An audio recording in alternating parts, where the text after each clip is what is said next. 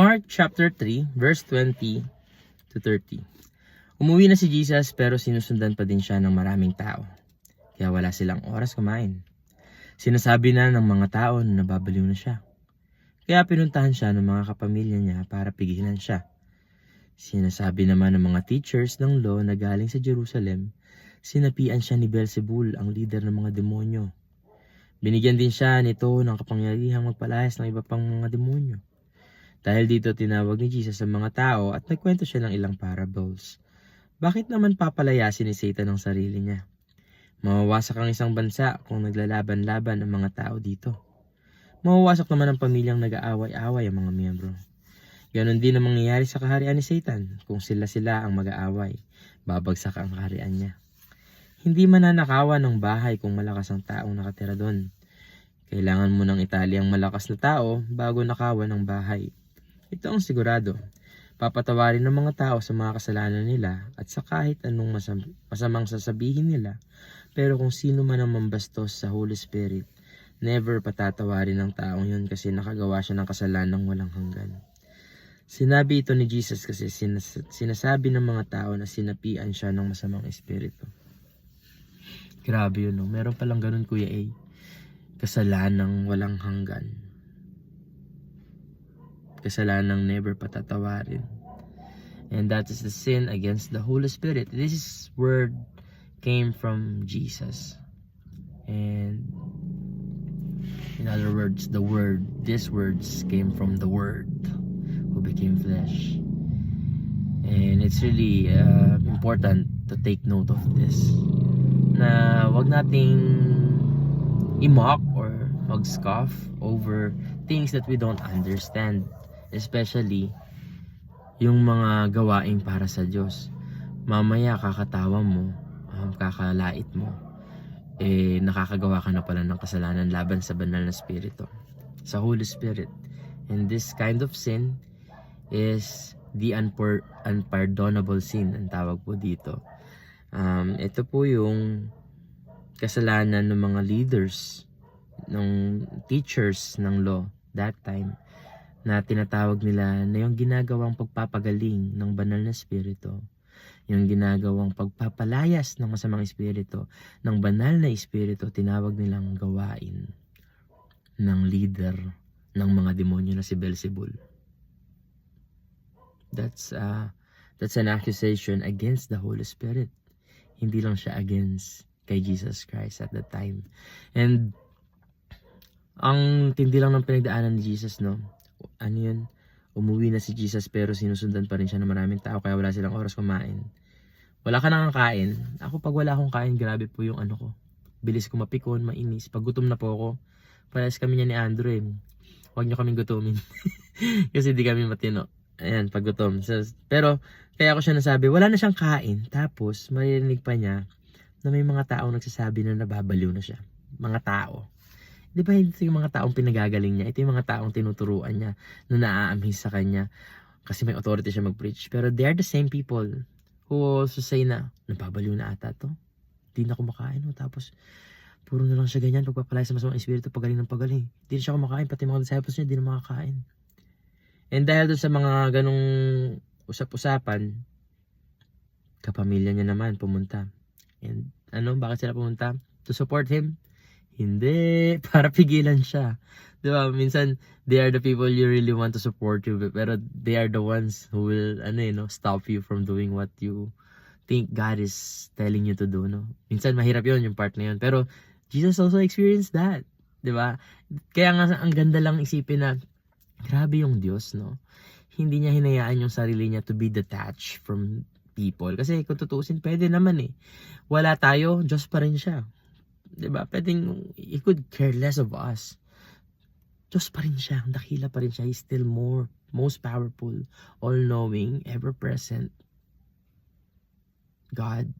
Pero, ayaw niya ng ganun. Ang ginawa niya, nagkatawang tao siya so that He could perfectly relate to us. To anyone na nakakaranas ng struggles sa family, like problems inside the family, sweet, kung nakikinig ka, it's normal. Si Jesus nga naranasan din yan. The good thing is, hindi naman laging ganyan. I've been there. Dati, grabe yung iyak ko sa Lord. Minumura ko pa nga yung Diyos. Ito ba yung gusto mo? Tut! Tut ka naman! Bakit ganito? Tut! Tut ng buhay to! Susundin kita tapos ganito lang mangyayari. Mga ganong drama. Pero, looking back, nakakatawa na lang si self. Tapos, ang immature ko pala that time. Pero, it's a process. Sige lang, damhin mo lang yung sakit. Damhin mo lang yung pain, yung hirap. Iiyak mo lang. Itulog mo lang. Ikain mo lang.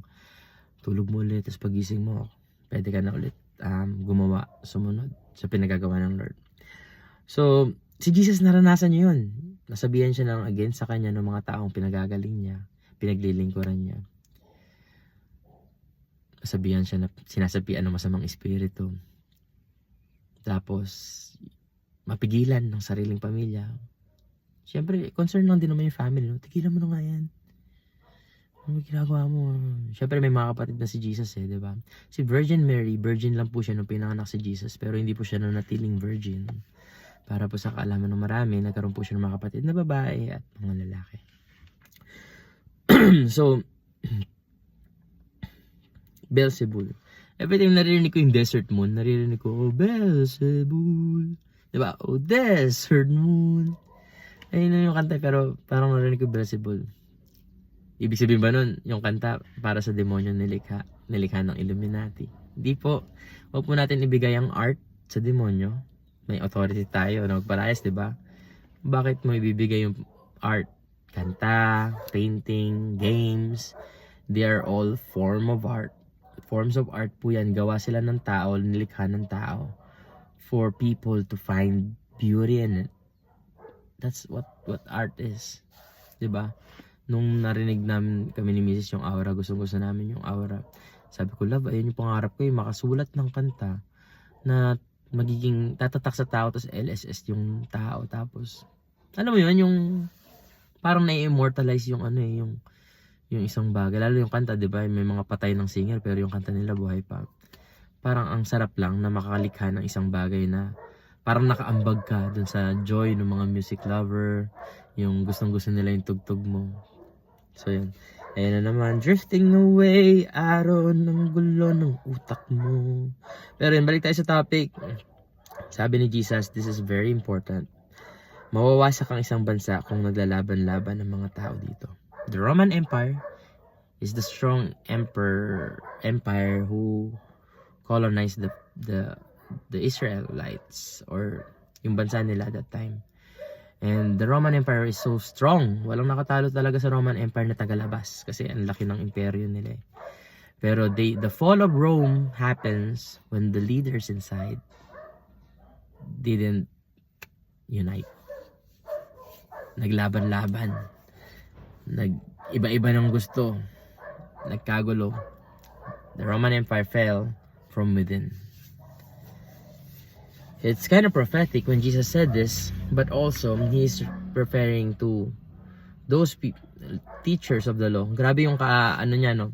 Mga tao, nasasabihan ng masamang espiritu, pamilya niya, pinipigilan na siya gawin yung dapat niyang gawin. Tapos yung teachers of the law, the most respected people in their time, accusing Him na doing all this stuff, miracles, casting out of demons, healing of sick, of illnesses, is powered by the demon himself. And to have all those opposition,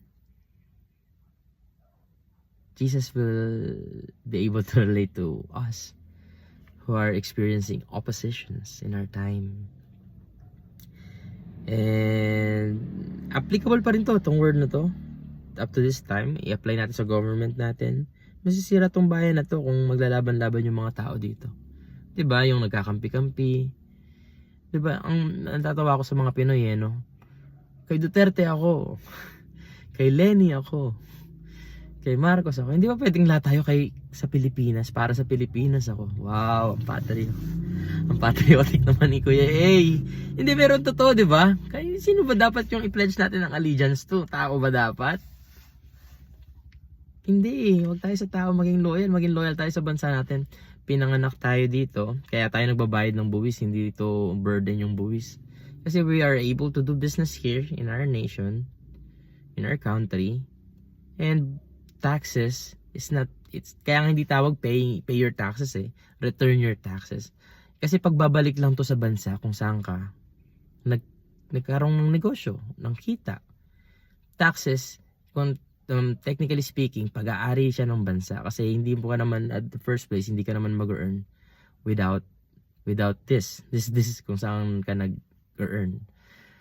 So magbayad po tayo ng taxes natin. Next, bookkeeper side. Ngayon naman, tuloy natin. Mawawasak naman ang pamilyang nag-aaway-away ng ang mga miyembro. Alam nyo, yesterday was my mom's birthday and it's so good to be together. Alam mo yun, yung syempre ngayong malalaki na kami, na-realize namin how menial or ang liliit lang ng mga away pala namin ng mga bata kami. Na parang ang liit-liit na bagay na lang pinag-aawayan pa. Parang nakita namin yung importance nung family, nung bond na over our differences. Magkakaiba kami ng pananaw sa buhay, magkakaiba kami ng stand with regards sa faith. Pero you can overlook all that kasi we are bonded by blood na ang sarap lang magsama-sama together. Thank you sa piscina, privada, piscina, private resort. So naka-avail kami ng malaking discount. Ayan. Thank you, Nika. Tapos napakaganda ng place. Yung food, simple lang, hindi kailangan magarbo kasi pag nabusog ka naman na, kaparehas din ng busog mo pag mamahalin yung binili mo pagkain eh. Kaya hindi kailangan, ang mahalaga doon yung time na magkakasama kami, pinagkwentuhan namin yung mga bata pa kami, time namin together. Basta masaya yung namin. And kung mag-aaway-away kami, ngayon na may sarili-sarili na kami buhay, parang pointless. Sayang yung panahon na pwede naman naming pagplanuhan na lang namin yung mga next travel or planning for next travel sa Bukidnon kasi taga doon si Yok. So that's good. Ganon din ang mangyayari sa karya ni Satan. Kung sila ang mag-aaway, babagsak ang karyaan niya. Hindi mananakawan ng bahay kung malakas ang taong nakatira doon. Kailangan mo ng itali ang malakas na tao bago nakawan ng bahay. Naubos po ulit yung storage. Kung hindi man nanakawan ng bahay, kung malakas ang taong nakatira doon, kailangan mo ng itali ang malakas na tao bago nakawan ng bahay. Jesus is referring to himself na hindi niya mapapasok yung isang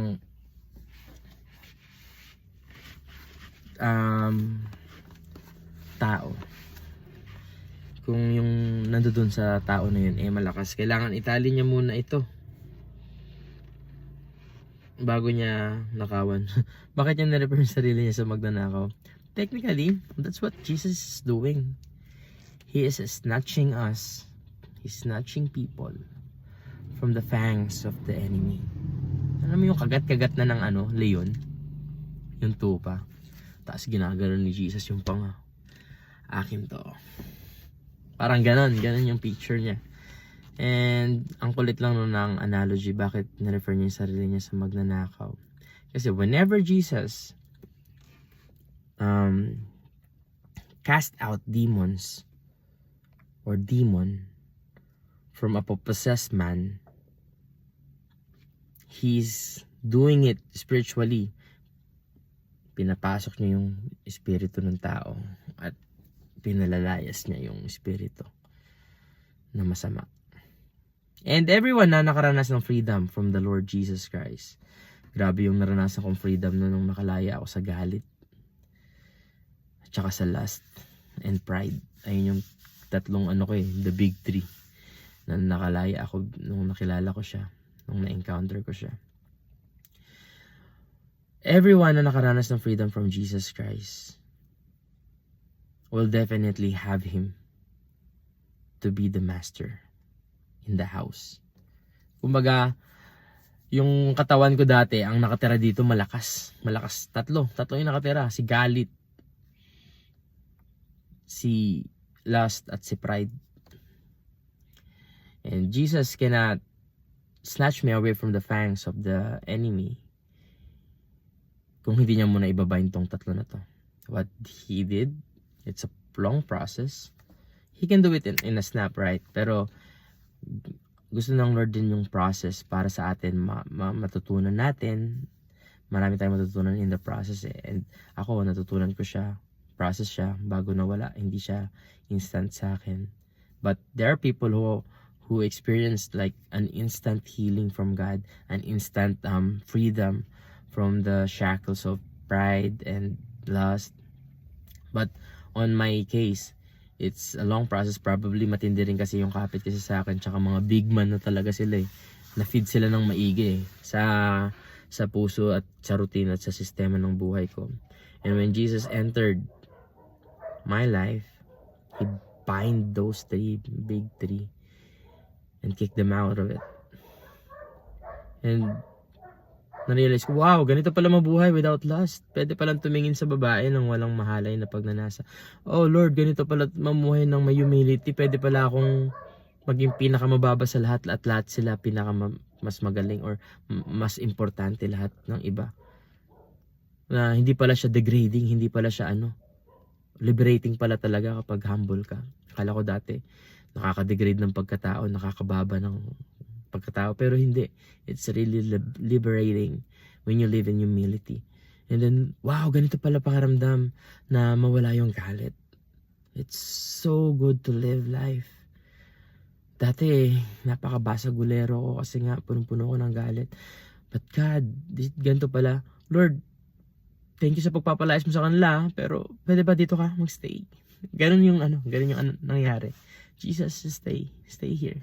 I'll give you this gift. I'll give you this throne. Itong malaking upuan dito sa bahay na to.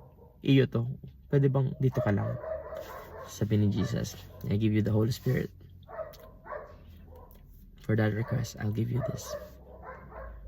And every time I need to be reminded, the Holy Spirit reminds me what I need to be reminded about. And every time that I need to learn something, the Holy Spirit is leading me into all truths. And to accuse the Holy Spirit that He is evil, that He is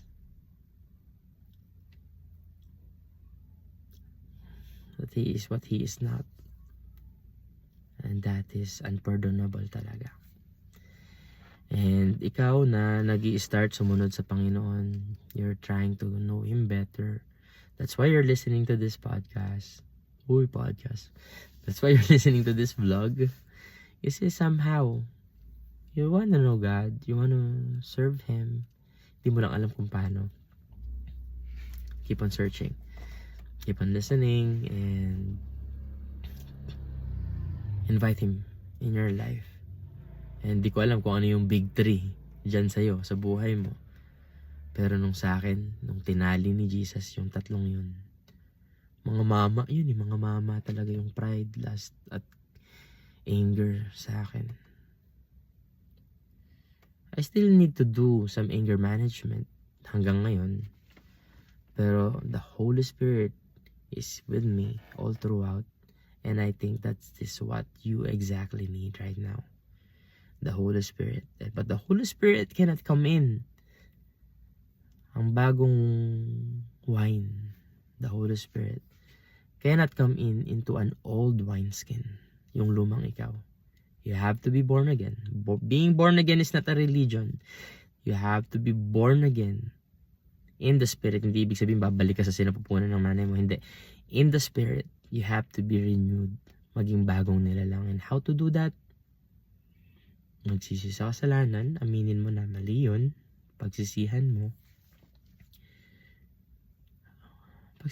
and talikuran mo na. And from now on, decide that you will follow Jesus. Attend to church. Maghanap ka ng someone who could guide you na kung paano mas makilala mo si Lord at makapag-serve sa Kanya. God bless.